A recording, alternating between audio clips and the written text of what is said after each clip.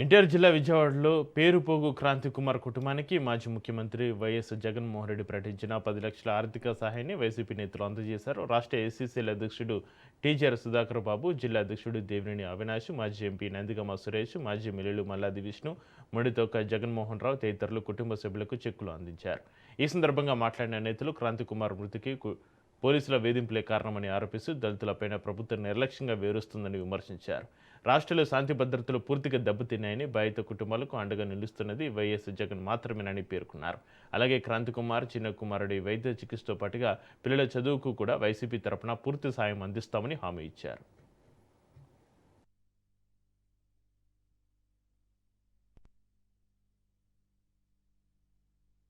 క్రాంతి కుమార్ కుటుంబానికి 10 లక్షల రూపాయలు ఆర్థికంగా ఒక భరోసానిచ్చి ఆ కుటుంబానికి నేనున్నాను అని చెప్పని అండగా నిలిచిన మా నాయకుడు, గొప్ప మనిషి, గొప్ప నాయకుడు, మనసున్న నాయకుడు జగన్మోహన్ రెడ్డి గారికి ఈరోజు మొత్తం మా నియోజకవర్గం కానివ్వండి, లేకపోతే మా ప్రాంతం కానివ్వండి, ప్రతి ఒక్కరం గారా జగన్మోహన్ రెడ్డి గారికి ధన్యవాదాలు తెలుపుకుంటున్నాం. నిజంగా జగన్మోహన్ రెడ్డి గారి లాంటి మనస్తత్వం, ఎవరైనా ఏదైనా కష్టం ఉంది అంటే చలించిపోయి ఆ కుటుంబానికి, ఆ వ్యక్తులకి న్యాయం చేయాలి, న్యాయంగా నిలబడాలని చెప్పనే ఒక మంచి మనస్తత్వం ఉన్న నాయకుడు వైఎస్ జగన్మోహన్ రెడ్డి గారు.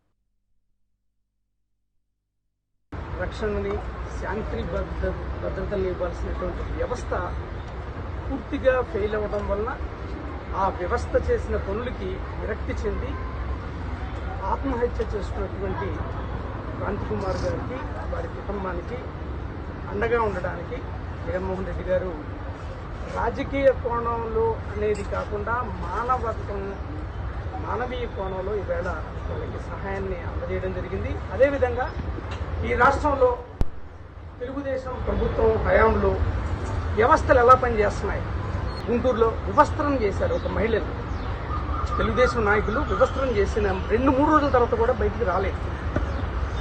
అంటే అసలు ఒక మహిళ హోంమంత్రిగా ఉండి ఇంతకుముందు మహిళలకు ఏమన్నా జరిగితే అది చేస్తాం, ఇది చేస్తాం, మేమైతే అని చెప్పి మాట్లాడినటువంటి హోమ్ మినిస్టర్ గారు ఇవాళ ఎక్కడున్నారు?